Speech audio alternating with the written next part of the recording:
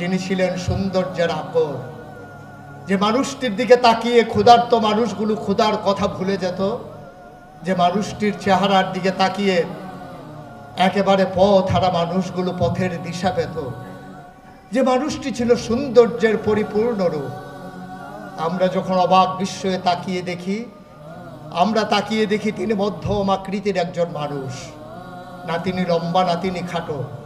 হাজারো মানুষের মাঝে তিনি যখন দাঁড়াতেন, হাজার হাজার লম্বা মানুষের মাঝে তার মাথাটা সবার উপরে দেখা যেত। এটাই ছিল তার মুআজিজা, এটাই ছিল তার অনন্যতা। তার চুলগুলি ছিল কোঁকড়ানো, তিনি চুলের মাঝে যখন তোল দিয়ে আছড়াতেন মনে হতো যেন মৃদুমন্দ ঢেউ দেখা যায়। কপাল ছিল তার চওড়া, চোখ দুটি ছিল তার টানা টানা, তার চোখের ভ্রুগুলো ছিল ধনুকের মতো বাঁকা, চোখের পাতাগুলো ছিল গোলাপের পাপড়ির মতো। তিনি কখনো বা যখন চোখের পলক ফেলতেন মনে হতো মৃদুমন্দ বাতাসে গোলাপ পাপড়ি যেন দোল খাচ্ছে। তার গালগুলো ছিল গোলাপি রঙের, তার ঠোঁটগুলো ছিল গোলাপি রঙের, তার নাকটা ছিল খাড়া, ছিদ্রগুলো ছিল ছোট ছোট। তিনি কখনো বা যখন মুচকি হাসতেন, ঠোঁট দুটো যখন ফাঁক হতো, মাঝের দাঁতটা যখন দেখা যেত মনে হতো যেন গোটা পৃথিবীতে বিজলি চমকিয়েছে।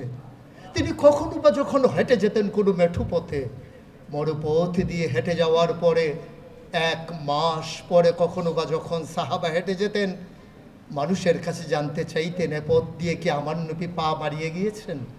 সবে অবাক বিস্ময়ে তাকিয়ে থাকতো, জানতে চাইতো তিনি হেঁটে গেছেন 1 মাস আগে, আপনি আজও কেন তার কথা মনে করছেন?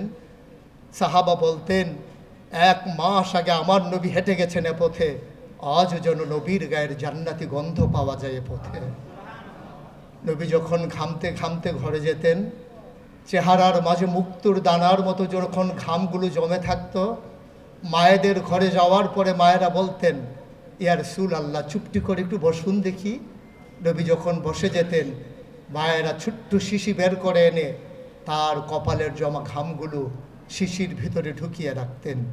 কখনো বা যখন ঈদ আসতো, কখনো বা যখন আনন্দ মুহূর্ত আসতো, শিশির ছিপি খুলে আমার মায়েরা নবীর জমানো ঘাম আতর হিসেবে ব্যবহার করতেন। এ নবী সে নবী যে নবী পথের দিশা দিলেন।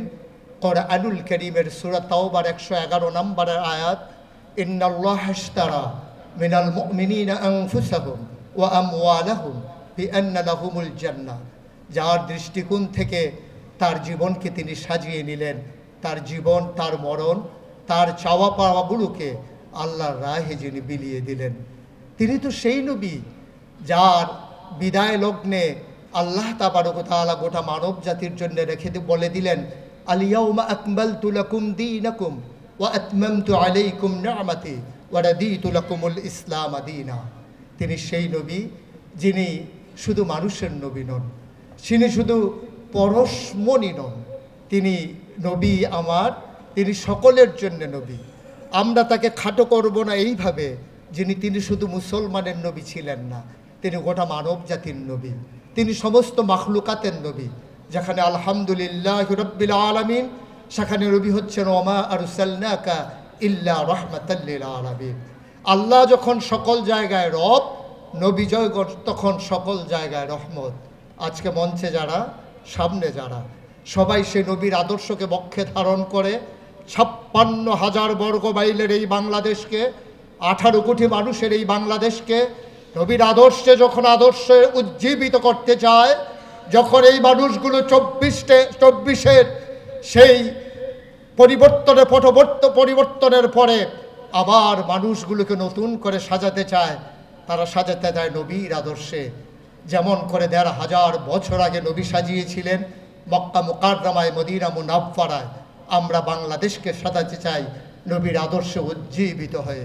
আসুন সবাই মিলে আমাদের ধারণা হোক, আমাদের চিন্তা হোক, আমার চেতনা সারিত হোক, আমরা উজ্জীবিত কণ্ঠে সবাই মিলে চিৎকার করে জানিয়ে দেই, নবীর আদর্শের বাইরে কোনো আদর্শ বাংলার মুসলমান মেনে নেবে না, নিতে পারে না।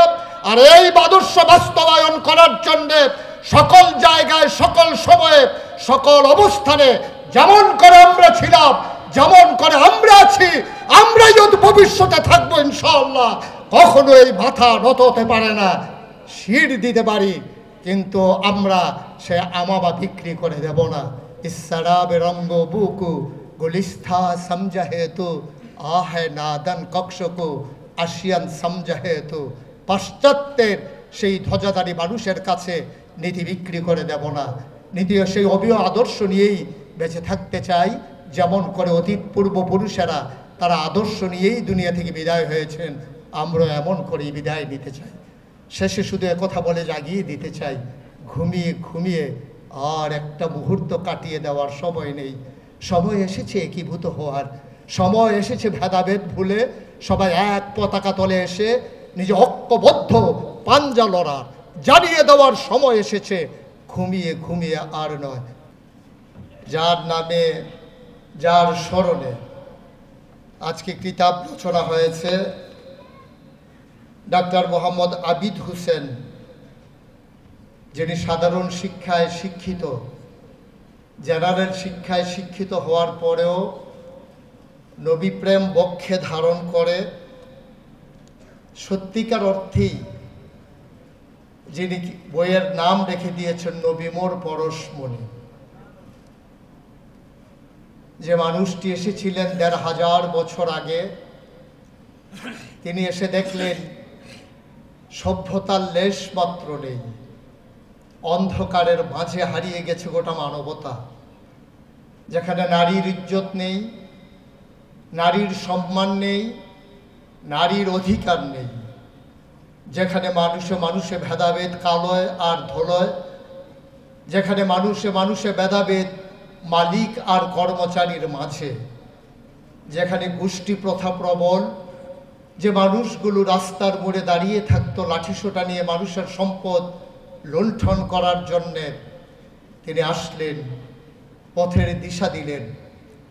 23 বছর নবুয়তের জিন্দেগি পার করে তিনি যখন বিদায় নিলেন, পশ্চিমা বিশ্বের মনীষীরা লিখতে বাধ্য হলেন যে মানুষগুলো দাঁড়িয়ে থাকতো রাস্তার মোড়ে ডাকাতি করার জন্য লাঠিসোঁটা নিয়ে, আজও মানুষগুলো রাস্তার মোড়ে দাঁড়িয়ে থাকে লাঠি নিয়ে।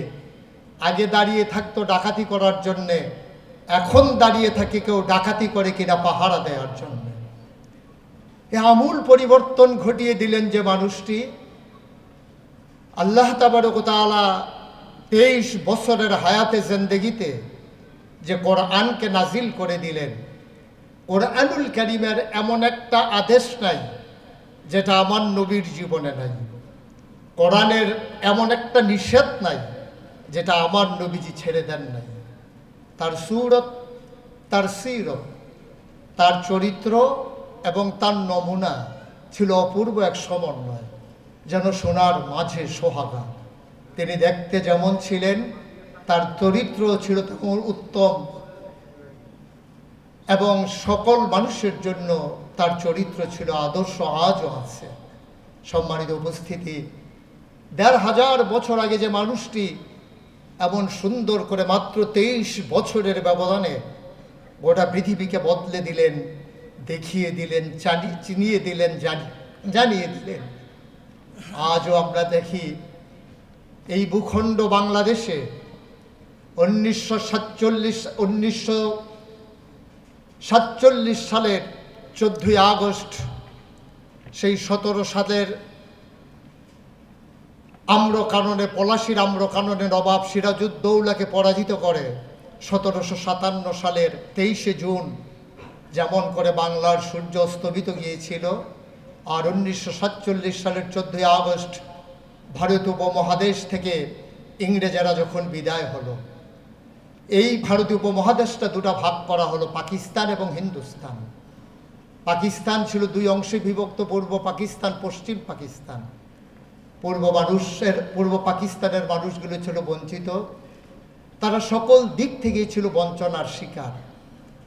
23 বছর বঞ্চনার স্বীকারোক্তি দিয়ে 1971 সালে তারা যখন সেই স্বাধীনতার ডাকে, মহান স্বাধীনতার ঘোষণার মাধ্যমে রক্তক্ষয়ী এক সংঘর্ষে জড়িয়ে পড়ল, অসম যুদ্ধে, মাত্র 9 মাসের ব্যবধানে প্রাণের বিনিময়ে, মায়ের ইজ্জত আবরুর বিনিময়ে পৃথিবীর মানচিত্রে নতুন করে একটি দেশের নাম জায়গা করে নিল, দেশের নাম বাংলাদেশ।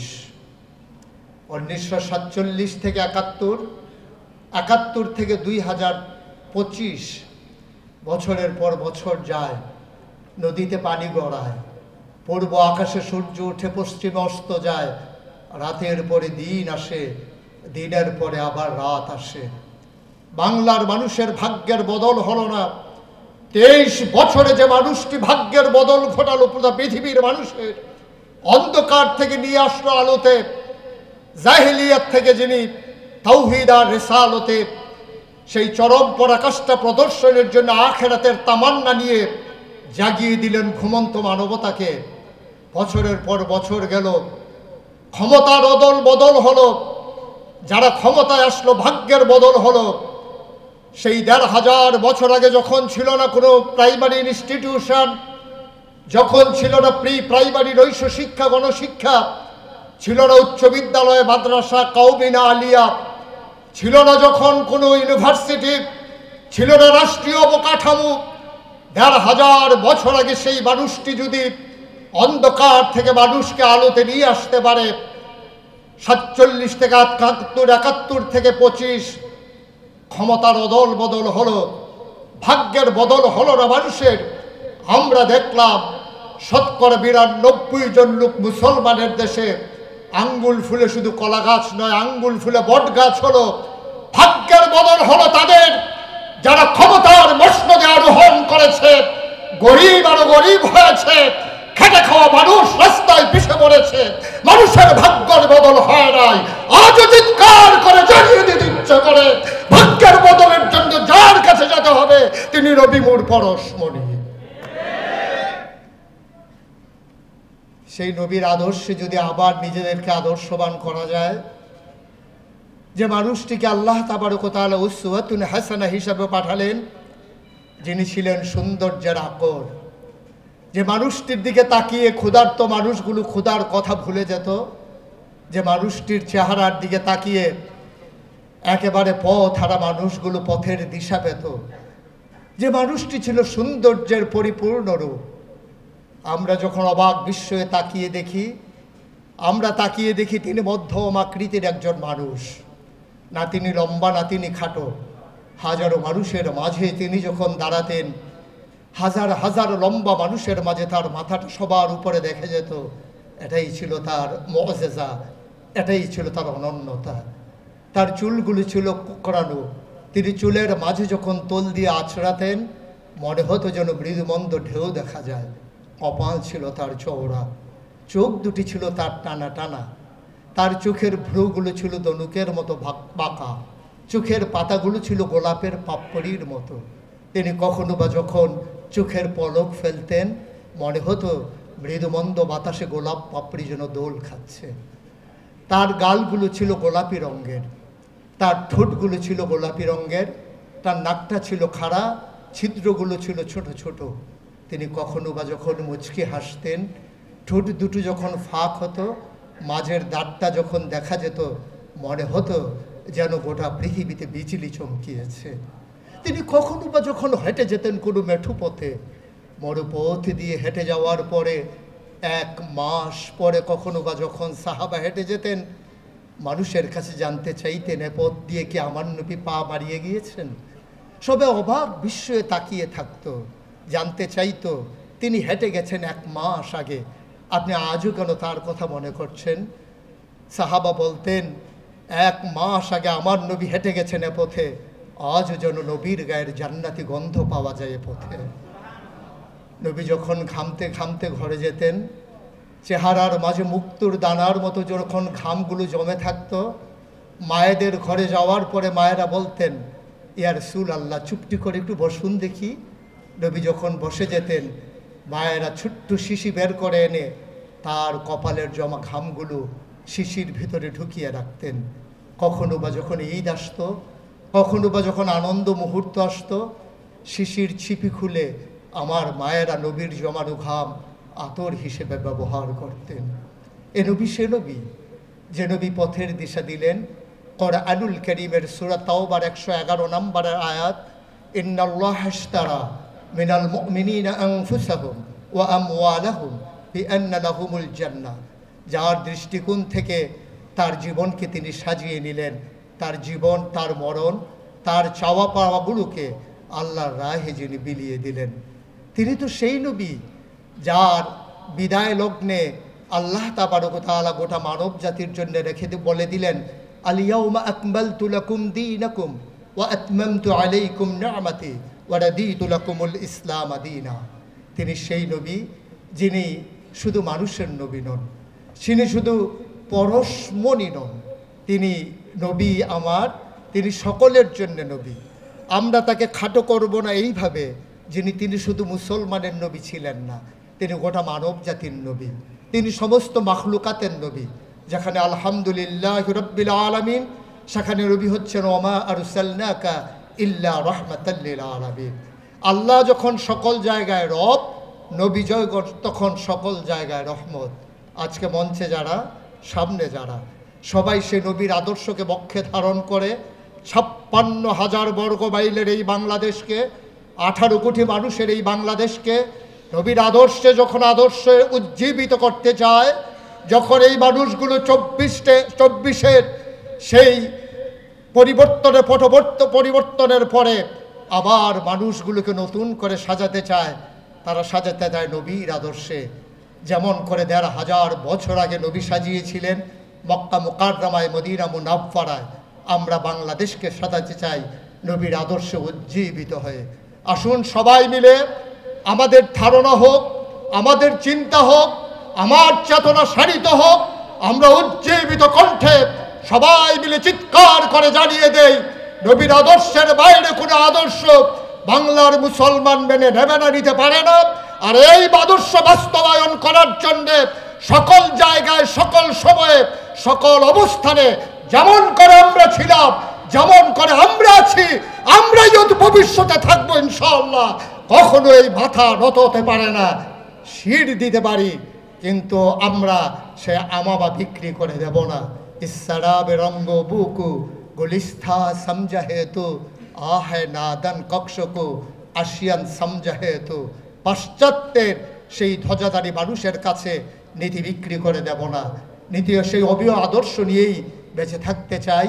যেমন করে অতীত পূর্বপুরুষেরা তারা আদর্শ নিয়েই দুনিয়া থেকে বিদায় হয়েছেন, আমরা এমন করেই বিদায় নিতে চাই। শেষে শুধু একথা বলে জাগিয়ে দিতে চাই, ঘুমিয়ে ঘুমিয়ে আর একটা মুহূর্ত কাটিয়ে দেওয়ার সময় নেই। সময় এসেছে একীভূত হওয়ার, সময় এসেছে ভেদাভেদ ভুলে সবাই এক পতাকা তলে এসে নিজে ঐক্যবদ্ধ পাঞ্জা লড়ার, জানিয়ে দেওয়ার সময় এসেছে। ঘুমিয়ে ঘুমিয়ে আর নয়। কবি ফররুখ যেমন করে জানিয়েছিলেন, কত যে আধার পর্দা পাড়ায় ভোর হলো জানি না তা, আর করে জানিয়ে দিতে হবে আমরা ছিলাম, আমরা আছি, আমরাই থাকবো ইনশাআল্লাহ। বাংলাদেশে কেউ কাউকে মৌলবাদ ত্যাগ দিতে পারবে না ইনশাআল্লাহ। এক একজন মৌলবাদ হয়ে বাংলাদেশকে বিনির্মাণ করবে ইনশাআল্লাহ। তাহলে এই বাংলাদেশের প্রত্যেকটি প্রান্তে নবী প্রেমে উদ্বুদ্ধ হয়ে ধর্মীয় মূল্যবোধের পক্ষে থেকে ইসলামী শক্তির সাথে থেকে বাংলাদেশকে বিনির্মাণ করতে কারা কারা রাজি আছেন? নারায়ে তাকবীর। ওই ধর্মের মূলে থেকে তারপরে আপনি এই দেশে রাজনীতি করবেন, সেই প্রতিজ্ঞা করে আমরা প্রত্যেককে আমাদের নিজস্ব মতবাদের এক একজন মৌলবাদ হয়ে বাংলাদেশকে বিনির্মাণ করবে ইনশাআল্লাহ। আমি বসে বসে ভাবতেছিলাম যে আজকের নবী মোর পরশমণি এত বড় একটি গ্রন্থ যে রচনা করেছেন, লিখেছেন ডাক্তার মোহাম্মদ আবিদ হোসেন, তিনি আসলে এটা কিভাবে পারলেন। পরে ওনার একটু বায়োগ্রাফ পড়তে গিয়ে দেখলাম উনি তাবলিগ জামাতের সাথে মেহনত করেছেন। তখন আমি ভাবলাম যে আসলেই তাবলিগের ভাইয়েরা যে পরিশ্রম করে অভ্যস্ত হয় জীবনটাকে চালাতে, সেই অভ্যস্তের একটা নমুনা এই নবী মোর পরশমণি। বলেন আলহামদুলিল্লাহ। আমি তাকে এজন্য আলাদাভাবে ধন্যবাদ জানাই। আরেকটা কারণে আমি ধন্যবাদ জানাই, বইয়ের যে উদ্বোধনী অনুষ্ঠান, এটা যে এত চমৎকার হতে পারে, এত সুন্দর হতে পারে এবং এত আবেগ ঘন হতে পারে, রাসূলের প্রতি প্রেম হতে পারে, সেটা আমরা দেখতে পেয়েছি তার আজকের অনুষ্ঠানের মধ্য থেকে, এবং সে কারণেও আমি তাকে আন্তরিকভাবে ধন্যবাদ জানাই।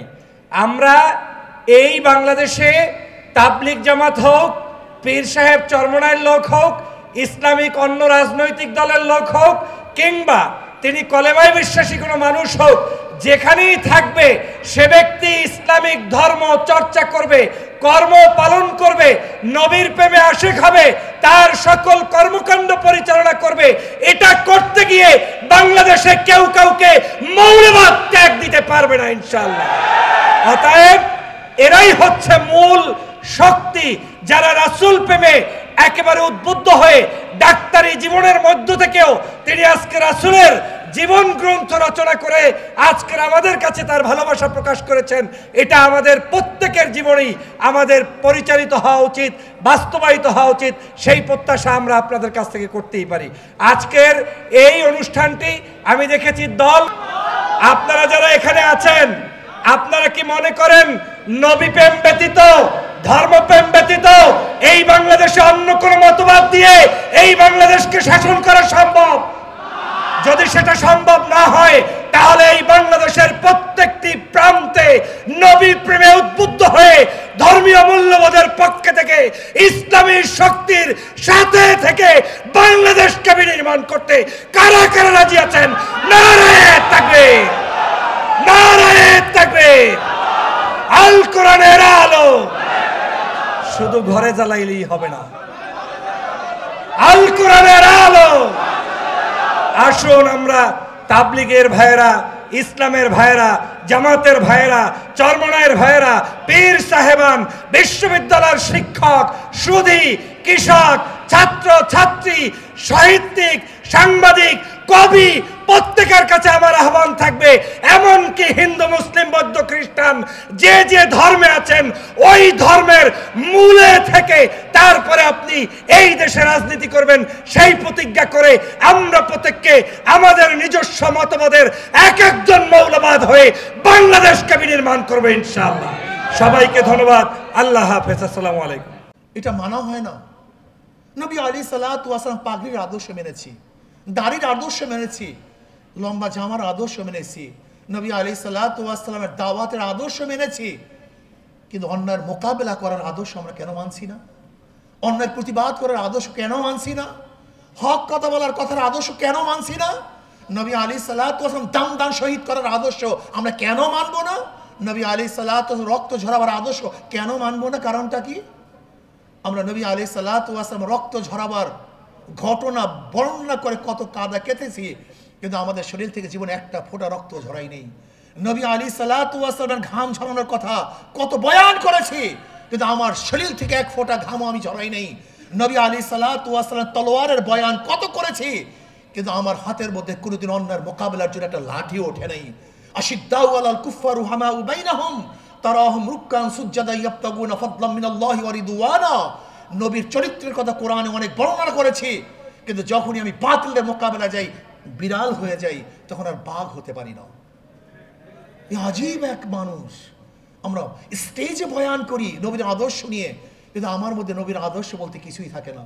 ধরে নেন ডাক্তার আবিদ হোসাইন সাহেব আজকে নবীর সিরাত লিখেছেন।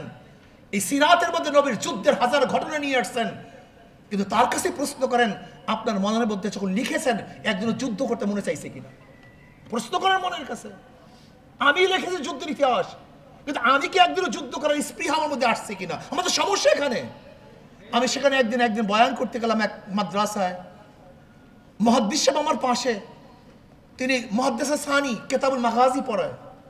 আমি বললাম ভাই আপনি কিতাবুল মাগাজি পড়ান, যুদ্ধ বিগ্রহের বয়ান করেন, হাদিসের মধ্যে পড়াইতেছেন বুখারীর মধ্যে, কিন্তু আপনি স্বীকার করেন, আপনি বুকে হাত দিয়ে বলেন আপনার মধ্যে একদিনও যুদ্ধের স্পৃহা আসছে কিনা? আমাদের সমস্যা এখানে। আমরা লিখি, বয়ান করি, বয়ান করতে তো ভালো লাগে, কিন্তু এই আদর্শ আমার মধ্যে আসে কিনা একদিন আমি চিন্তা করি না। আমাদের সমস্যাই আজকে অন্যের মোকাবিলা করতে গিয়ে নবী আলাইহিস সালাতু ওয়াস সালামের সেই শিহাবে আবু তালেবের মধ্যে 3 বছর অবরুদ্ধর আলোচনা তো জীবনভর করি, কিন্তু আমিও কি অন্যের মোকাবিলা করতে গিয়ে একদিন অবরুদ্ধ হয়েছে কিনা এই চিন্তা একদিনও করি না। আজকে আমাদের বাংলাদেশের সমস্যা কোথায়? ইঞ্জিনিয়ারের অভাব নেই, ডাক্তারের অভাব নেই, ডাক্তাররা কিছু মনে করিয়েন না, ডাক্তারের তো অভাব নেই, কিন্তু মানুষ রূপী ডাক্তার খুবই কম। মানুষ রূপী ডাক্তার আছে, মনুষ্য ডাক্তার খুবই কম। বিশ্বাস হয় না আজকে ডাক্তারদের চরিত্র। কারণটা কোথায়? মানুষ রূপী, কিন্তু আমরা মানুষ না। আজকে বাংলাদেশে 28 লক্ষ কোটি টাকা পাচার কারা করেছে? রিক্সাওয়ালা, ঠেলাওয়ালা, জেলে তাঁতি মজদুর, শ্রমিকরা একটা টাকাও পাচার করে নেই। বরং যারা আমরা উচ্চ শিক্ষা শিক্ষিত, তারা বাংলাদেশ থেকে 28 লক্ষ টাকা বিদেশে পাচার করেছে। তার মানে মানুষ রূপী, কিন্তু মানুষ না। আজকে দেখেছেন মানুষদের হত্যা কারা করেছে, ক্রস ফায়ার কারা মেনেছে? সবাই শিক্ষিত। নবী রসুলগণ দুনিয়াতে আসছেন কেন? মানুষ রূপী অমানুষদেরকে মানুষ বানাবার জন্য। মানুষ রূপী অমানুষদেরকে মানুষ বানাবার জন্য। মানুষ রূপী হলেই মানুষ হয় না। ফিরআউনের চেহারা মানুষের মতোই ছিল, কিন্তু মানুষ না। নমরুদের চেহারা ভিন্ন কোনো ডিজাইনের ছিল না, কিন্তু মানুষ ছিল না। কারুন, সাদ্দাদ, হামানের চেহারা তো আমাদের মতোই ছিল। আবু জাহালের চেহারা তো আমাদের মতোই মানুষ ছিল। আবুল আহাবের চেহারা তো অনেক উজ্জ্বল ছিল। আবুল আহাব মানে অগ্নিস্ফুলিঙ্গের বাপ, অনেক সৌন্দর্য তো তার মধ্যে ছিল। আবু জাহাল তো আবুল হাকাম ছিল, বহুত বড় জ্ঞানী ছিল, মানুষ রূপী ছিল, কোনো মানুষ ছিল না। ওমর ইবনে খাত্তাব রাদিয়াল্লাহু আনহু ইসলাম গ্রহণ করার আগে মানুষ রূপী ছিলেন, কিন্তু মানুষ ছিলেন না। দাহিয়াতুল কলবি রাদিয়াল্লাহু তাআলা ঈমান আনার আগে মানুষ রূপী ছিলেন, কিন্তু তার মধ্যে মানবতা ছিল না। নবী রাসূলগণ দুনিয়াতে আসছেন এই মানুষ রূপী অমানুষদেরকে মানুষ বানাবার জন্য। ওমর ইবনে খাত্তাব রাদিয়াল্লাহু তাআলা ইসলাম গ্রহণ করার আগে নাঙ্গা তলোয়ার নিয়ে নবী আলাইহিস সালাতু ওয়াস সালামকে হত্যা করার জন্য রওনা করেছেন। অথচ ঈমান আনার পরে সে ওমর ইবনে খাত্তাবের অবস্থাটা কি হয়েছে? ওমর ইবনে খাত্তাবের কথা এখন বাতাস শুনে, ওমর ইবনে খাত্তাবের কথা পানি মানে। মিশরে যখন নীল নদীর মধ্যে পানি আসছিল না, ওমর ইবনে খাত্তাব রাদিয়াল্লাহু তাআলা চিঠি লিখেছিলেন নীল নদের কাছে, হে নীল নদ, যদি আল্লাহর হুকুমে জারি হও, আমার চিঠি পাইতে দেরি, তুমি জারি হতে দেরি করবা না, চিঠি পড়তে দেরি। কিন্তু সেই নীল নদের মধ্যে জোয়ার সৃষ্টি হতে দেরি হয়নি। ওমর কি ছিল? মানুষ রূপী ছিল, কিন্তু মানুষ ছিল না। কিন্তু ঈমান আনার পরে এখন ওমরের কথা পানিতে শুনে ওমর ইবনে খাত্তাব রাদিয়াল্লাহু তাআলা বক্তৃতা করেছিলেন মদিনায়। ইয়া সারিয়াতুল জাবাল, বাতাস এই আওয়াজ পৌঁছে যেতেছে হাজার হাজার মাইল দূরে। এখন ওমরের কথা বাতাস শুনে মদিনার মধ্যে ভূমিকম্প সৃষ্টি হয়েছিল। ওমর লাঠি দিয়ে বলছেন থাম। মাটির মধ্যে ভূমিকম্প থেমে গিয়েছিল। ওমরের মধ্যে এমন কি পরিবর্তন এসছে যে ওমর ছিল নবী আলাইহিস সালাতু ওয়াস সালামের কাতেলের মধ্যে একজন, যে তাকে কতল করবে। অথচ সেই ওমরের অবস্থা এরকম কেন হলো যে ওমরের ব্যাপারে আল্লাহ পাক রব্বুল আলামিন তার অনুকূলে বহুত কোরআন নাজিল করেছেন, বহুত আয়াত নাজিল করেছেন। ওমরের ব্যাপারে নবী আলাইহিস সালাতু বলেছেন, আমার পরে কেউ নবী হলে ওমর নবী হইতো। দুনিয়াতে বসে যিনি বারবার জান্নাতে সুসংবাদ পেয়েছিলেন। বেলালে হাবশির মতো গোলাম, নিজেও গোলাম, বাবাও গোলাম, দাদাও গোলাম, কালো কুচ্ছিত, 1 টাকার মালিক ছিল না, শিক্ষা থেকে অর্জন করার তিনি সুযোগই পান নাই, যার কোনো সম্মান ইজ্জত ছিল না। কিন্তু ইসলাম ঈমান আনার পরে, নবীর সোহবাতে আসার পরে বেলালে হাবশি হাঁটে জমিনের মধ্যে, পায়ের আওয়াজ আরশের মধ্যে। বেলালে হাবশি আজান দেয় জমিনের মধ্যে, 7 আসমান ভেদ করে আজানের শব্দ চলে যায় আরশের মধ্যে। বেলালে হাবশির মধ্যে পরিবর্তন কিভাবে আসছে? এমনকি ওমর ইবনে খাত্তাব যিনি অর্ধজাহানের বাদশা, ওই গোলামকে সম্বোধন করার সময় বলতেন সাইয়্যিদুনা বেলাল, আমাদের সর্দার, আমাদের লিডার, আমাদের নেতা বেলাল। বেলালের মধ্যে এমন কি পরিবর্তন এসছে যে দাহিয়াতুল কলবি নিজের হাতে ঔরাস জাত 70 জন কন্যা সন্তানকে হত্যা করেছিল। সেই দাহিয়াতুল কলবি রাদিয়াল্লাহু তাআলা ঈমান আনার পরে জিবরিল আলাইহিস সালাতু ওয়াস সালাম অধিকাংশ সময় সেই দাহিয়াতুল কলবি সূরাটি দুনিয়াতে এসেছেন। আমি কি বলতে চাই, নবী রাসূলগণ এই বিল্ডিং এর ডিজাইন করার জন্য আসেননি। তারা মার্সিডিজ, লেমোজিন, দামি দামি গাড়ি বানাবার জন্য দুনিয়াতে আসেন নাই। বুরুজ আল খলিফার মতো বড় বিল্ডিং বানাবার জন্য, ডিজাইন করার জন্য আসেন নাই। নবী রাসূলগণ দুনিয়াতে আসছেন এই মানুষ রূপী অমানুষদেরকে মানুষ বানাবার জন্য। আজকে আমাদের বাংলাদেশের সমস্যা কোথায়? ইঞ্জিনিয়ারের অভাব নেই, ডাক্তারের অভাব নেই, ডাক্তাররা কিছু মনে করিয়েন না, ডাক্তারের তো অভাব নেই, কিন্তু মানুষ রূপী ডাক্তার খুবই কম। মানুষ রূপী ডাক্তার আছে, মনুষ্য ডাক্তার খুবই কম। বিশ্বাস হয় না আজকে ডাক্তারদের চরিত্র। কারণটা কোথায়? মানুষ রূপী, কিন্তু আমরা মানুষ না। আজকে বাংলাদেশে 28 লক্ষ কোটি টাকা পাচার কারা করেছে? রিক্সাওয়ালা, ঠেলাওয়ালা, জেলে তাঁতি মজদুর, শ্রমিকরা একটা টাকাও পাচার করে নেই।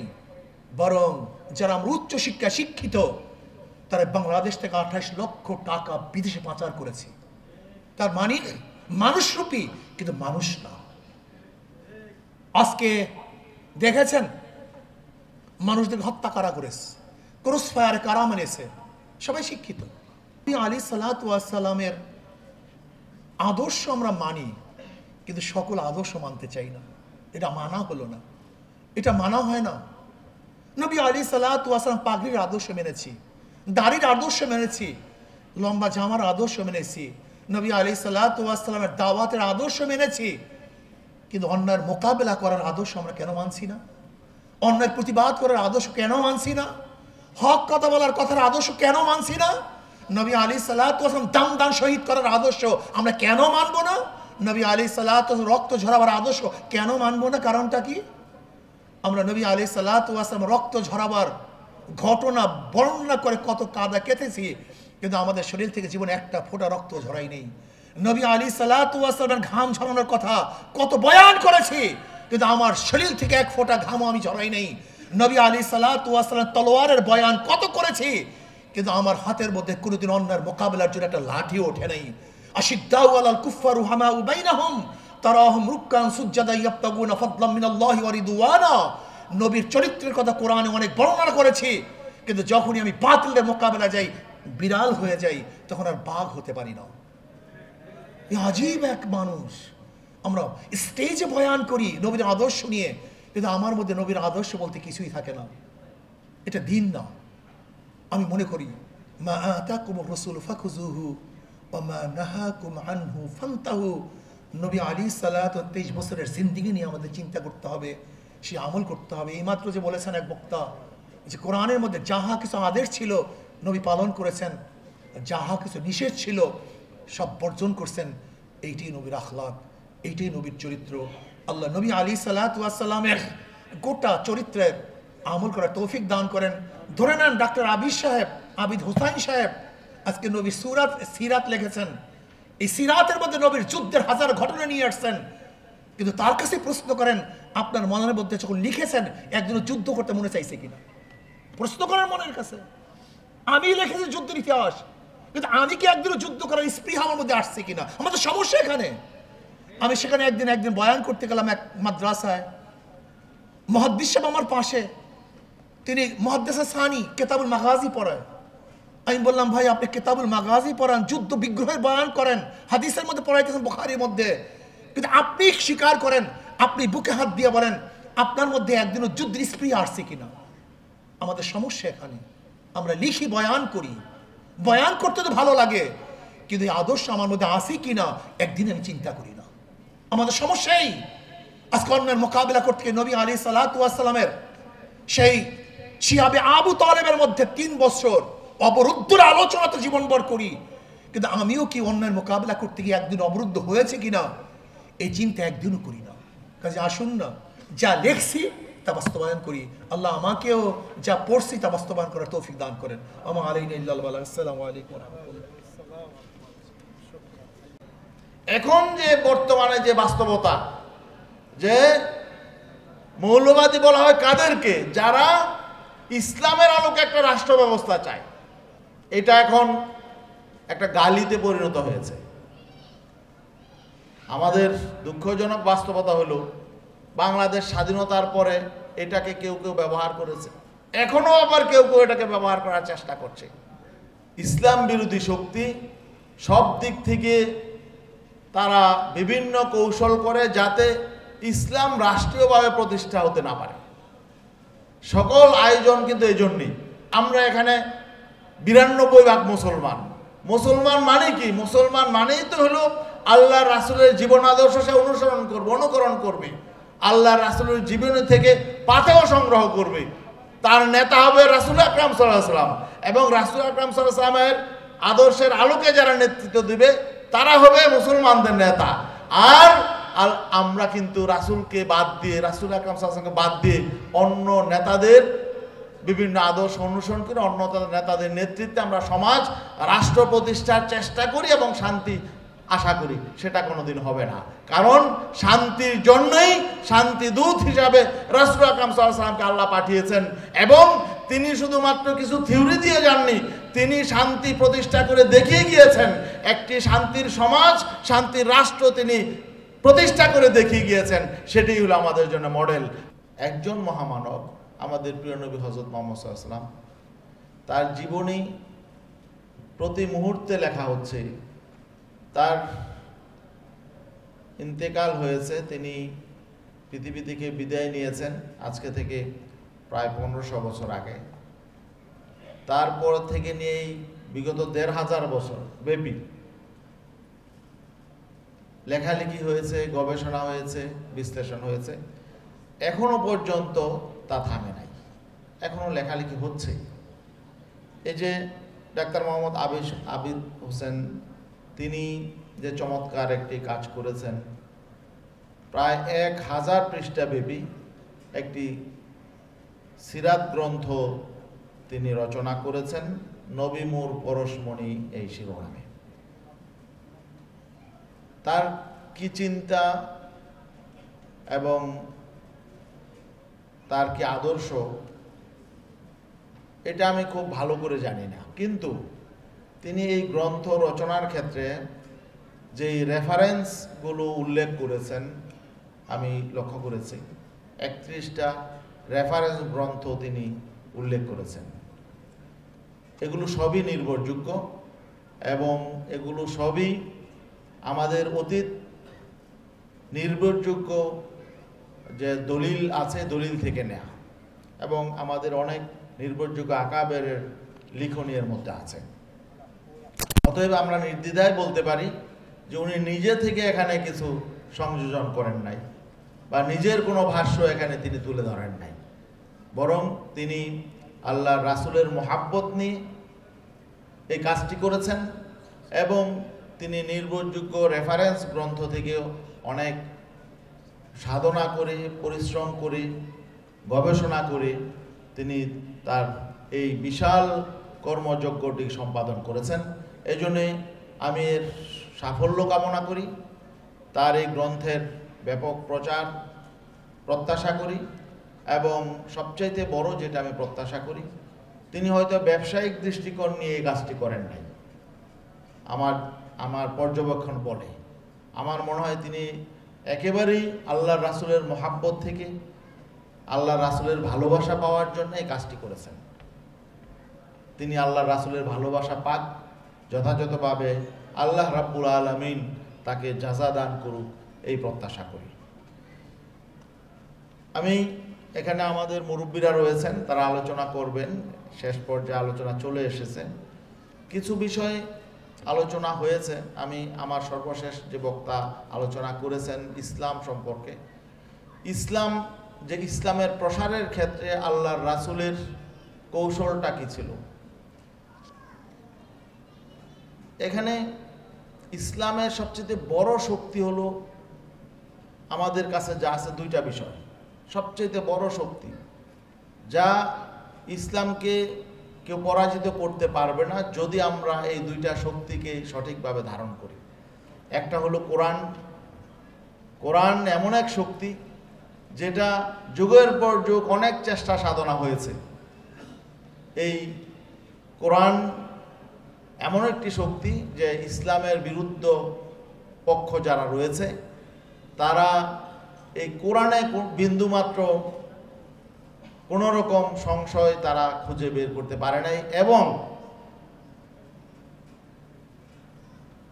কোরআনের যথার্থতা এবং কোরআনের প্রাসঙ্গিকতা, এটাকে কোনো যুগের কোনো ইসলাম বিরোধী শক্তি কোরআনের প্রাসঙ্গিকতা এবং যথার্থতাকে চ্যালেঞ্জ করতে পারে নাই। এটা হলো একটা বিষয়। আর একটা হলো আমাদের প্রিয় নবী হযরত মুহাম্মদ সাল্লাল্লাহু আলাইহি সাল্লামের সিরাত, তার জীবনী।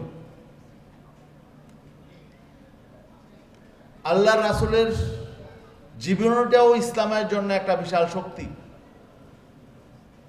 অন্য ধর্মের লোকরাও স্বীকার করতে বাধ্য হয়েছেন যে তিনি সর্বযুগের সর্বশ্রেষ্ঠ মহামানব। তো যিনি সর্বযুগের সর্বশ্রেষ্ঠ মহামানব, তার আনিত যেই জীবন ব্যবস্থা, সেটাই তো সকল যুগের জন্য অনুসরণীয়, অনুকরণীয় হবে। এই জন্যই আল্লাহ রাসূলের জীবনী নিয়ে যুগের পর যুগ, দিনের পর দিন চিন্তা গবেষণা হচ্ছে, লেখালেখি হচ্ছে। বর্তমান যুগেও আমরা যখন দিক বিদিক ছুটোছুটি করছি, বিভিন্ন আদর্শের পিছনে ছুটছি, তখনও আল্লাহ রাসূলের জীবনী আমাদেরকে সঠিক পথ নির্দেশ করতে পারে। আল্লাহ রাসূলের জীবনীতে আমাদের প্রাত্যহিক জীবনের ছোট থেকে বড় পর্যন্ত, আমাদের পারিবারিক জীবন, সামাজিক জীবন, আমাদের অর্থনৈতিক জীবন, আমাদের সামাজিক জীবন, আমাদের রাজনৈতিক জীবন, আন্তর্জাতিক জীবন, জীবনের প্রত্যেকটা বিষয়ই আল্লাহ রাসূলের জীবনী থেকে আমাদের শিক্ষা আছে। অতএব আমরা মুসলমানদের শ্রেষ্ঠত্বের জায়গা হইল এটা, যে আমাদের কোনো সংকট নেই। আমাদের জীবন পরিচালনার জন্য, আমাদের সমাজ পরিচালনার জন্য, আমাদের অর্থনীতি পরিচালনার জন্য, আমাদের রাষ্ট্র পরিচালনার জন্য আমাদের কোনো সংকট নেই।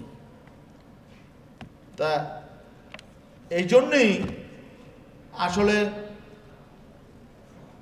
ইসলাম নিয়ে এত আতঙ্ক, যে যদি কোথাও কোনো রাষ্ট্রে, কোনো ভূখণ্ডে ইসলাম প্রতিষ্ঠিত হয়, এটা মোকাবেলা করার সাধ্য কারো নেই।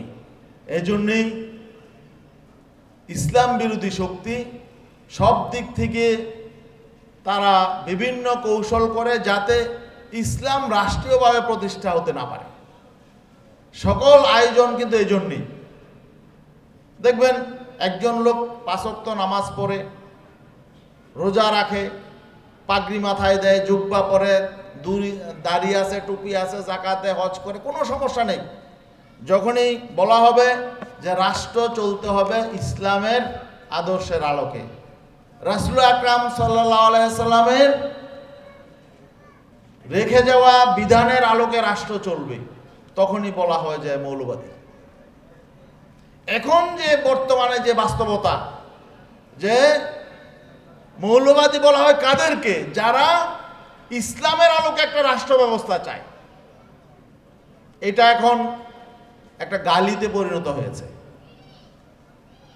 আমাদের দুঃখজনক বাস্তবতা হলো, বাংলাদেশ স্বাধীনতার পরে এটাকে কেউ কেউ ব্যবহার করেছে, এখনো আবার কেউ কেউ এটাকে ব্যবহার করার চেষ্টা করছে, যে যারা ইসলাম প্রতিষ্ঠার জন্যে, জীবনের সকল ক্ষেত্রে আল্লাহ রাসূলের আদর্শ প্রতিষ্ঠার জন্যে যারা কথা বলে, কাজ করে, রাজনীতি করে, তাদের কি বলা হচ্ছে যে এরা মৌলবাদী শক্তি।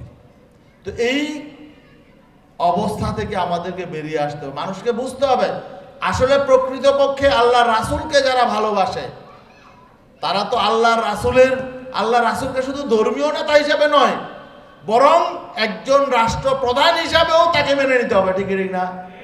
আল্লাহ রাসূল কি শুধু ধর্মের প্রধান ছিলেন, নাকি একটি রাষ্ট্রেরও প্রধান ছিলেন? তাহলে আল্লাহ রাসূলের আমরা একটা বিষয় মানব আর আরেকটা বিষয় মানব না, এটা তো হবে না। আল্লাহর রাসূল রাষ্ট্রের প্রধান ছিলেন, সমাজের প্রধান ছিলেন, আল্লাহর রাসূল যুদ্ধের প্রধান ছিলেন। অতএব আল্লাহর রাসূলকে শুধু এক জায়গায় বন্দি করে তার আলোচনা করলে সেটা কোনোদিন এই সিরাত আলোচনার হক আদায় হবে না। যাই হোক, এখানে লেখক চমৎকারভাবে আল্লাহ রাসূলের পুরো জীবনটাই নিয়ে এসেছেন। আল্লাহ রাসূলের রাষ্ট্রীয় কর্মকাণ্ড, সামাজিক কর্মকাণ্ড এবং আল্লাহর রাসূলের চুক্তি, যুদ্ধ, সমঝোতা সব কিছুই তিনি নিয়ে এসেছেন। আমি মনে করি এই গ্রন্থটি কেউ যদি পুরোপুরি নিজে এটা পড়ে, পাঠ করে এবং মনোযোগ দিয়ে পাঠ করে, আল্লাহ রাসূলের পুরো চিত্রটা তার সামনে আসবে। শুধু পাঠ করলেই চলবে না, এটা আমাদের বাস্তব জীবনে এর চর্চা করতে হবে। রাসূল আকরাম সাল্লাল্লাহু আলাইহি ওয়াসাল্লামের এই জীবন আদর্শ আমরা ব্যক্তি জীবনে ধারণ করব, সমাজ জীবনে সেটা প্রতিষ্ঠার চেষ্টা করব, রাষ্ট্র জীবনে প্রতিষ্ঠার চেষ্টা করব। এটা হওয়া উচিত প্রত্যেকটা মুসলমানের প্রত্যয়। এ থেকে আমরা যদি বিচ্যুত হই তাহলে আমাদের বিপর্যয় নেমে আসবে। আমরা এখানে 92% মুসলমান। মুসলমান মানে কি? মুসলমান মানেই তো হলো আল্লাহ রাসূলের জীবন আদর্শ সে অনুসরণ করবে, অনুকরণ করবে, আল্লাহ রাসূলের জীবনী থেকে পাথেয় সংগ্রহ করবে। তার নেতা হবে রাসূল আকরাম সাল্লাল্লাহু আলাইহি ওয়াসাল্লাম, এবং রাসূল আকরাম সাল্লাল্লাহু আলাইহি ওয়াসাল্লামের আদর্শের আলোকে যারা নেতৃত্ব দিবে তারা হবে মুসলমানদের নেতা। আর আমরা কিন্তু রাসূলকে বাদ দিয়ে, রাসূল আকরাম সাল্লাল্লাহু আলাইহি ওয়াসাল্লামকে বাদ দিয়ে অন্য নেতাদের বিভিন্ন আদর্শ অনুসরণ করে অন্য নেতাদের নেতৃত্বে আমরা সমাজ রাষ্ট্র প্রতিষ্ঠার চেষ্টা করি এবং শান্তি আশা করি, সেটা কোনোদিন হবে না। কারণ শান্তির জন্যই শান্তি দূত হিসাবে রাসূল আকরাম সাল্লাল্লাহু আলাইহি ওয়াসাল্লামকে আল্লাহ পাঠিয়েছেন, এবং তিনি শুধুমাত্র কিছু থিওরি দিয়ে যাননি, তিনি শান্তি প্রতিষ্ঠা করে দেখিয়ে গিয়েছেন। একটি শান্তির সমাজ, শান্তির রাষ্ট্র তিনি প্রতিষ্ঠা করে দেখিয়ে গিয়েছেন। সেটাই হলো আমাদের জন্য মডেল। আল্লাহ সবাইকে বুঝার তৌফিক দান করুন। রাসূল আকরাম সাল্লাল্লাহু আলাইহি ওয়াসাল্লামের জীবনী হৃদয়ঙ্গম করার, নিজে ব্যক্তিগতভাবে চর্চা করার, সমাজ এবং রাষ্ট্রের প্রতিষ্ঠা করার জন্য আমরা আমাদেরকে আল্লাহ রাব্বুল আলামিন তৌফিক দান করেন, এই বলে শেষ করছি। আসসালামু আলাইকুম। আবার নবীকে আল্লাহ বলতেছেন যে আপনাকে যারা নবী বলে স্বীকার করবে তারা কোনো বিশেষ গোষ্ঠী, কোনো বর্ণ, কোনো জাতি, কোনো শ্রেণী নয়, বরং আমি আল্লাহ জানিয়ে দিচ্ছি উখরিজাত লিন-নাস কুনতুম খায়রা উম্মাতিন উখরিজাত লিন-নাস তা'মুরুনা বিল মারুফ তানহাউনা আনিল মুনকার। যারা উলামায়ে কেরাম আছেন তারা বুঝবেন, এখানে কর্মসূচি বর্ণনার ক্ষেত্রে আল্লাহ বলতেছেন তা'মুরুনা বিশ-শরিয়া না বলে বলতেছেন তা'মুরুনা বিল মারুফ, তানহাউনা আনিল হারাম না বলে আল্লাহ তানহাউনা আনিল মুনকার। এগুলো আপনারা অবশ্যই বুঝবেন। এখানে স্পষ্ট আল্লাহ বলতেছে তোমার নবী যেমন সমগ্র মানুষের, এই নবীকে যারা ধারণ করতেছো তোমরাও সমগ্র মানুষের। উখরিজাত লিন-নাস, তোমাদেরকে পৃথিবীর মানুষের জন্য তৈরি করা হয়েছে। আমরা যখন নবীকে আমাদের দলীয়, আমাদের সাম্প্রদায়িক, আমাদের শ্রেণী কিংবা গোষ্ঠীর ভিতরে সীমাবদ্ধ করেছি, তখন ডক্টর আবেদ সাহেব পরশমণি আখ্যায়িত করে নবীকে এমনভাবে হয়তো তিনি উপস্থাপন করেছেন যে পরশমণি ছোঁয়ায় একটা অমানুষও মানুষ হয়ে যায়, একজন ধর্মহীন মানুষও ধর্মের আলো পায়। সমাজের উঁচু নিচু কিংবা শ্বেতাঙ্গ কিংবা কৃষ্ণাঙ্গ, এদেশি কিংবা বিদেশি, যেখানেরই হোক সব মানুষের কাছে সে ভাষা বুঝুক আর না বুঝুক, পরশমণির পরশে যেমন সে লাভবান হয়, আমার নবীও সেই নবী। তার ভাষা যদি মানুষ নাও বোঝে, তাকে যদি দুই নয়নে নাও দেখে, তার পরশে সেই মানুষটা মানুষে পরিণত হয়। সুতরাং আজকের সভাটা সবচেয়ে ভালো হতো যদি এখানে আমরা সব শ্রেণীর মানুষদেরকে দেখতাম। ডাক্তার আবেদ সাহেব এখানে নাই, সুতরাং আমার আবেগের কথাগুলো আমি বলতে পারলাম না। তবে এমন একটা মনোবর অনুষ্ঠান, এমন একটি ব্যাপক অনুষ্ঠান, এমন একটি গুরুত্বপূর্ণ অনুষ্ঠান, এটা কেবল একপক্ষীয় হতে পারে না। নবী কেবল মুসলমানের নয়, নবী সমস্ত মানুষের। আমাদের দুর্ভাগ্য খালি আমরা যখন নবীজিকে কেবল নামাজ, রোজা, হজ, যাকাত, ইসলামী শরিয়ার একজন আবিষ্কারক কিংবা ধারক বাহক হিসেবে উপস্থাপন করি, তখন শরিয়ার বাইরের মানুষগুলো নবীর ফবিয়ায় ভোগে, নবীর ভীতিতে ভোগে। তারা মনে করে ওখানে গেলে আমাদেরকে চেপে তারা উজু করানো হবে, আমাদের মাথায় টুপি পরিয়ে দেওয়া হবে, আমাদের পোশাক পরিবর্তন করে দেওয়া হবে। না তো, নবীকে তোমরা যে ক্ষেত্রে গ্রহণ করবে, যদি সেটা রাষ্ট্রীয় পর্যায়ে হয়, তাহলে রাষ্ট্রে যেই বসুক তার দ্বারাই শান্তি স্থাপন হবে। অতএব নবী যে আমাদের সকলের জন্য, তা এই নামের দ্বারা প্রমাণিত হয়। আমি আশা করব যে এখানে নবীমর পরশমণি নামের যেই নামটা, যেমন বইটা যদি পড়ার আমার সুযোগ হয় না, দেখার সুযোগ হয়নি, যদি তেমনই একটি সার্বজনীন বই হয়ে থাকে, তাহলে এ ধরনের বইয়ের দ্বারা শুধু ডাক্তার সাহেবই চিরস্মরণীয় হয়ে থাকবেন না, গোটা জাতি লাভবান হবে। আজকের যেই নবীর সম্মানে তাম পৃথিবীর সমস্ত মানুষ সম্মানী হয়েছে, যেই নবীর সম্মানে তামাম সৃষ্টি সম্মানী হয়েছে, সেই নবীকে নিয়ে রচনা। আমি আশা করি আবেদ সাহেব আমাদেরই একজন ভাই, কিন্তু আমাদের মতো নয়। তিনি উচ্চ আসনে, অনেক উচ্চ পর্যায়ে আল্লাহ তাকে কবুল করে নিয়েছেন। জেনারেল শিক্ষিত মানুষ, আমরা আলেমরা নবীর কথা বলবো, এটা একেবারে খুবই স্বাভাবিক। কিন্তু নবী যে সর্বজনীন, তার দৃষ্টান্ত এখানেই যে একজন জেনারেল শিক্ষিত ডাক্তার হয়ে নবীর কথা উপস্থাপন করতে সক্ষম হয়েছেন। যেভাবে নবীর আশেক হয়ে প্রফেসর আব্দুল খালেক রহমাতুল্লাহ আলাই একজন জেনারেল শিক্ষিত হয়ে লক্ষ মানুষকে পথ দেখিয়েছেন, যেভাবে নবীর আশেক হয়ে ডক্টর মোহাম্মদ শহীদুল্লাহ একজন জেনারেল শিক্ষিত হয়ে লক্ষ লক্ষ মানুষকে পথ দেখিয়েছেন, যেভাবে সুফি সাদরুদ্দিন রহমাতুল্লাহ আলাই জেনারেল শিক্ষিত হয়ে একজন পুলিশ অফিসার হয়ে পৃথিবীতে লক্ষ লক্ষ মানুষকে আলোর দিশা দিয়েছেন। আমি আশা করি সুফি সাদরুদ্দিন রহমাতুল্লাহ আলাই, প্রফেসর আব্দুল খালেক রহমাতুল্লাহ আলাই, ডক্টর মোহাম্মদ শহীদুল্লাহ রহমাতুল্লাহ আলাই, এদের মতোই আরেকজন শহীদুল্লাহ, আরেকজন প্রফেসর খালেক আব্দুল খালেক, আরেকজন সুফি সাদরুদ্দিন তৈরি করেছেন আল্লাহ ডক্টর আবেদ সাহেবকে। আল্লাহ তার খেদমতকেও ৫৬,০০০ বর্গ মাইলের ১৬ কোটি ১৮ কোটি মানুষের কাছে পৌঁছে দেওয়ার তৌফিক দান করুক। এবং আমার বিশ্বাস, এটা যদি সকল সংকীর্ণতার ঊর্ধ্বে ওঠে, দলীয়, ফেরকাই, গোষ্ঠীগত সমস্ত শ্রেণী দলের ঊর্ধ্বে ওঠে, মানুষের জন্য যদি এটা তৈরি করা হয়ে থাকে, তাহলে এই একটি কিতাবই যথেষ্ট। এই বাংলার জমিনের সর্বশ্রেণীর মানুষ, তারা হয়তো ইমানদার হবে না, কিন্তু সবাই রসুলের আদর্শে যে মুক্তি আছে এটা ধারণ করে একটি সোনার বাংলা, একটি সুখীময় শান্তিময় জীবন, একটি বৈষম্য মুক্ত জীবন লাভ করতে পারবে। যতক্ষণ পর্যন্ত নবীর আদর্শকে আমরা সকলের সামনে তুলে ধরতে না পারবো, ততক্ষণ পর্যন্ত রাজনৈতিক শক্তি দিয়ে এখানে ইসলামী হুকুমত কায়েম তো পরের কথা, মানুষ ইসলামের পথেই আসবে না। ইসলামের পথে আসারও প্রয়োজন নাই, নবীকে আমরা তুলে ধরি। মানুষেরা নবীর তাদের নিজেদের প্রয়োজনে, তাদের নিজ ধর্ম থেকেই ইসলামকে মাথায় তুলে নেবে। তারা বিশ্বাস করবে যে ইসলাম এসেছে, আমার অধিকার এসেছে, ইসলাম এসেছে, বৈষম্য দূর হয়েছে, ইসলাম এসেছে, আমার জীবনের প্রতিষ্ঠা এসেছে, নিরাপত্তা এসেছে। যখন এই ধরনের একটি সামাজিক অবস্থা আমরা চাবো, তখনই আমাদের রহমাতুল্লিল আলামিনের জীবনী মানুষের কাছে পৌঁছে দেওয়ার খুব প্রয়োজন। আল্লাহ পাক এ বইটির বহুল প্রচার কবুল করুক। আর এইভাবে যে প্রাইজ, পুরস্কার ইত্যাদি জানলে তো আমিও ১০ জন নিয়ে আসতাম, যে 10টা বই কেন, কোনটা লাগিয়ে যায় ভাগ্যে, দেখো না। কিন্তু এ তো এক অভিনব ব্যবস্থা, আমরা এখান থেকে শিখলাম। এবং নবী প্রেমে একটি মানুষ কত প্রকার ত্যাগ স্বীকার করতে পারে, তার একটা দৃষ্টান্ত স্থাপন হলো। আল্লাহ আমার ভাইয়ের খেদমতকে কবুল করুক। আমার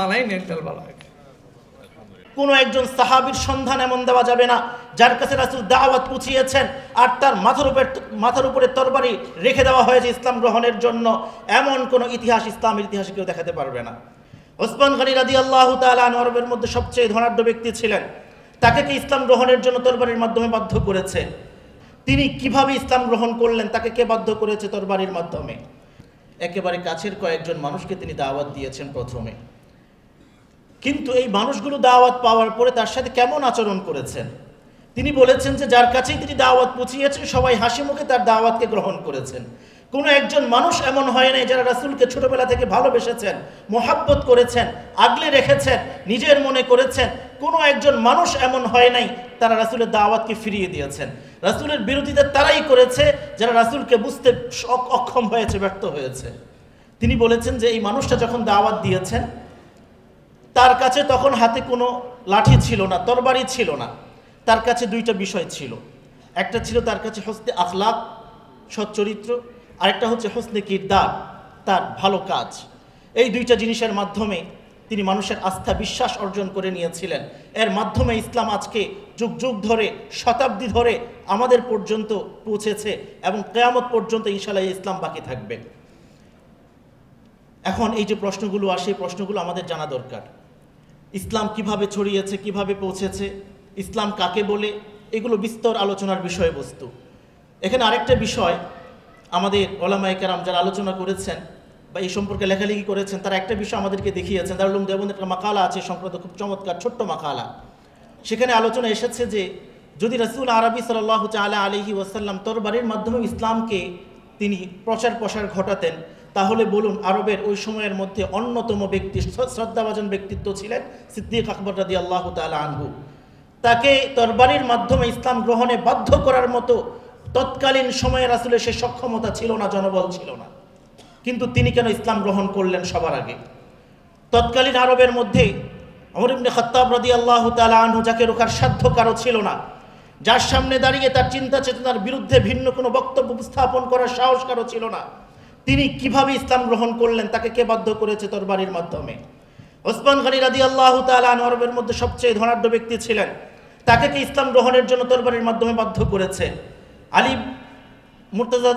মুর্তজা রাদিয়াল্লাহু তাআলা আনহু, যাকে আসাদুল্লাহ বলা হয়, আল্লাহর সিংহ বলা হয়, তাকে ইসলাম গ্রহণের জন্য কে বাধ্য করেছে? এভাবে সাহাবায়ে কেরাম, যদি আপনি একের পর এক নাম নেন, কোনো একজন সাহাবীর সন্ধান এমন দেওয়া যাবে না যার কাছে রাসূল দাওয়াত পৌঁছিয়েছেন আর তার মাথার উপরে তরবারি রেখে দেওয়া হয়েছে ইসলাম গ্রহণের জন্য, এমন কোনো ইতিহাস ইসলামের ইতিহাসে কেউ দেখাতে পারবে না। ভাইরা আমার, ঠিক তেমনিভাবে সাহাবায়ে কেরামের পরে তাবেঈন, তাবেঈন, আইম্মে মুজতাহিদিন, উলামায়ে কেরামের জামানা শুরু হয়েছে। এভাবে লম্বা আজ পর্যন্ত কোথাও এমন হয়েছে কিনা যে ইসলামের মাধ্যমে কাউকে এই কথা কোনো আলিম বলেছেন যে ইসলাম গ্রহণ করে না হয় তোমাকে আমরা জবাই করে দিবে, মেরে ফেলবো? কোন ইতিহাস পৃথিবীর মানচিত্রে কেউ দেখাতে পারবে না। খুদ আল্লাহ রাব্বুল আলামিন সেজন্যই কুরআনুল কারীমে তিনি ইরশাদ করেছেন, রাসূল আরবি সাল্লাল্লাহু তাআলা আলাইহি ওয়াসাল্লামকে যখন মানুষ এই ধরনের কথাবার্তা বলতে শুরু করলো, তিনি বলে দিয়েছেন লা ইকরাহা ফিদ্দিন, দিনের মধ্যে কোনো জবরদস্তি নেই। লাকুম দীনুকুম ওয়ালিয়া দিন, তোমাদের ধর্ম তোমার কাছে, আমার ধর্ম আমার কাছে। ভাইরা আমার, এই বিষয়গুলো আমাদের আসলে অনেক বোঝা দরকার, এগুলো নিয়ে স্টাডি করা দরকার, পড়া দরকার, লম্বা সময় নিয়ে আলোচনা করা দরকার, তাহলে আমাদের বিষয়গুলো বুঝতে সহজ হবে। আজকে যতটুকু সময় হয়েছে, আল্লাহ রাব্বুল আলামিন এই বিষয়গুলো আমাদেরকে প্রথমে আমাকে বোঝার তৌফিক দান করেন এবং আমাদের সবাইকে অনুধাবন করে ইসলামের উপর যে আঘাতগুলো আসে সেই আঘাতগুলো নিরসনের জন্য আমাদের প্রস্তুতি গ্রহণ করা, নিজেদেরকে এবং উম্মাহকে বোঝানোর চেষ্টা করা, এই বিষয়গুলো আমাদের দায়িত্ব। আল্লাহ তাআলা আমাদের সবাইকে তৌফিক দেন। ওয়া আখিরু দাওয়ানা আলহামদুলিল্লাহি রাব্বিল আলামিন। কথা ঠিক না? অনুষ্ঠানের ব্যবস্থা করেছে আমাদের প্রফেসর ডাক্তার আবিদ সাহেব। আমার সঙ্গে তার সরাসরি সামনাসামনি দেখা হয়েছে কিছুদিন আগে। এর আগে মোবাইলে বহুত কথা হয়েছে, কারণ আমি রুগী পাঠিয়েছিলাম, এবং তার আন্তরিকতা এবং তার যে আল্লাহ যোগ্যতা দক্ষতা দান করেছেন, সেটা আসলেই আল্লাহ রাব্বুল আলামিন তাকে দুনিয়া বা আখিরাতে সম্মানের ব্যবস্থা করুন, প্রথম দোয়া করছি। আর এত আবেগ নিয়ে, এত টাকা পয়সা খরচ করে আজকে যে কিতাবটা আমাদের সামনে উন্মোচন করলেন, নবীবর পরশমণি, আমাকে একজন জিজ্ঞাসা করতেছিল আজকে আসার পথে যে আমাদের ডাক্তার সাহেব এত খরচ করার পরে এই অনুষ্ঠান করার উদ্দেশ্য, লক্ষ্য কি? আমি এক কথায় তাকে উত্তর দিছি, আল্লাহ রাসূল সাল্লাল্লাহু আলাইহি ওয়াসাল্লামের ভালোবাসার কারণে। আলহামদুলিল্লাহ, সবচেয়ে বড় কথা হলো সম্মানিত ওলামায়ে কেরাম, মেহমানরা এবং বিশেষ করে আমাদের সম্মানিত সভাপতি সাহেব অল্প কথায় যে গুরুত্বপূর্ণ কথা বলেছেন। আমি নতুনভাবে বেশি এর কথা না বলে, আয়েশা সিদ্দিকা রাদিয়াল্লাহু তাআলা আনহা, তাকে একজন জিজ্ঞাসা করছেন আল্লাহ রাসূল সাল্লাল্লাহু আলাইহি ওয়াসাল্লামের চরিত্র কী ছিল। তখন তিনি একটু ধমকের সুরে বলছিলেন, তুমি কি কোরআনুল কারীম পড়ো নাই? বলে পড়েছি তো। তখন তিনি বলতেছিলেন খুলুকুহুল কোরআন, পুরা কোরআনুল কারীমটাই হল আল্লাহ রাসূলের চরিত্র।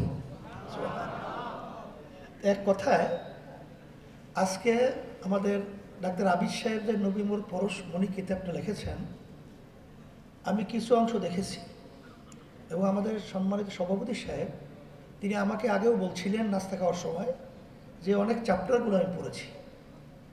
আলহামদুলিল্লাহ, অনেক সময়, অনেক মেধা, অনেক ত্যাগ এই কিতাবের পিছনে তিনি ব্যয় করেছেন। আল্লাহ রাব্বুল আলামিন তাকে দুনিয়া বা আখিরাতে সম্মানের ব্যবস্থা করে দেয়। আর এই কিতাব অনুযায়ী নবীবর পরশমণি আমরা আল্লাহর হাবিবের চরিত্রে চরিত্রবান হতে যদি পারি, তাহলে দুনিয়া বা আখিরাতে আল্লাহ রাব্বুল আলামিন আমাদেরকে সম্মানিত করবেন। আর এটা যদি ফলো সমাজ করতে পারে সেই সমাজ সর্বোত্তম হবে। কারণ আল্লাহ রসুল সমস্ত মানুষের ভিতরে শ্রেষ্ঠ না? কি শ্রেষ্ঠ কিনা? একটা কথা খেয়াল রেখেন, তা আল্লাহ রসুল সাল্লাল্লাহু আলাইহি ওয়াসাল্লাম শ্রেষ্ঠত্বর মূল ব্যাপার হলো আল্লাহ রসুলের উপরে কোরআনুল কারীম নাযিল হয়েছিল। আর কোরআনুল কারীম নাযিল হয়েছিল রমজান মাস, এই জন্য মাসের ভিতরে শ্রেষ্ঠ হয়েছিল। আর যেই রাত্রে নাযিল হয়েছিল সেই রাত্রিটাকে আমরা বলি কি শবে কদরের রাত্রি। ওই রাত্রিতে আল্লাহ রসুল সাল্লাল্লাহু আলাইহি ওয়াসাল্লামের উপরে কোরআনুল কারীম নাযিল হয়েছিল। তাইলে কোরআনুল কারীমের সম্মানে মাস সম্মানিত হলো, রাত্রি সম্মানিত হলো, নবী সম্মানিত হলো। আর যেই আল্লাহর বান্দাবান্দি কোরআনুল কারীম অনুযায়ী নিজের জীবনকে গঠন করতে পারবে সেও সমস্ত মানুষের ভিতরে সম্মানিত হবে। এবং এই কোরআনুল কারীম অনুযায়ী যে ঘর চলবে, যে সমাজ চলবে, যে রাষ্ট্র চলবে, সেই ঘর, সেই রাষ্ট্র, সেই সমাজ, সমস্ত সমাজের ভিতরে, সমস্ত রাষ্ট্রের ভিতরে সেটা শ্রেষ্ঠ সমাজ, শ্রেষ্ঠ রাষ্ট্র হবে। তাই সেই হিসাবে আমি আপনাদের সকলকে ধন্যবাদ জানাচ্ছি। বিশেষ করে আমাদের ডাক্তার আবির সাহেবকে, আমার ভাইকে আমি আন্তরিকভাবে দোয়া করতেছি আল্লাহ যেন তাকে যাজায়ে খায়ের দুনিয়া বা আখিরাতে দান করেন। সবাই ভালো থাকেন। আর এখন তো নিয়ম অনুযায়ী প্রোগ্রাম চলতে থাকবে। আপনারা যাদের খুব জরুরি কাজ না হয় আপনারা এখানে বরকতময় মজলিস থাকবেন। আমার যেহেতু অনেকগুলো প্রোগ্রাম দেওয়া অনেক দেরি হয়ে গেছে, তারপরেও আজকে আল্লাহর হাবিবের সাল্লাল্লাহু আলাইহি ওয়াসাল্লামের যে এই সিরাত নবী সাল্লাল্লাহু আলাইহি ওয়াসাল্লামের অনুষ্ঠানে এই সময়ের জন্যে এটা আমি ওইভাবে গ্রহণ করেছি।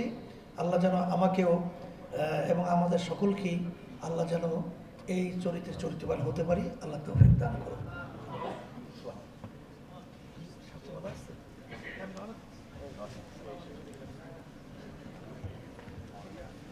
আলহামদুলিল্লাহ, সবাই বসুন। এখনই জাতীয় সাংস্কৃতিক সংগঠন কলরবের শিল্পীবৃন্দের পরিবেশনা, এরপরে আমাদের মোহতারাম সম্মানিত আলোচকবৃন্দ সিরাত বিষয়ে গুরুত্বপূর্ণ আলোচনা পেশ করবেন ইনশাআল্লাহ। আমি মাইকের দায়িত্বে যারা আছেন আপনাদেরকে আমন্ত্রণ জানাচ্ছি। আর স্বেচ্ছাসেবকরা ডায়াসটাকে একটু পাশে নিতে হবে, স্বেচ্ছাসেবকদের একটু ডাকেন কয়েকজনকে।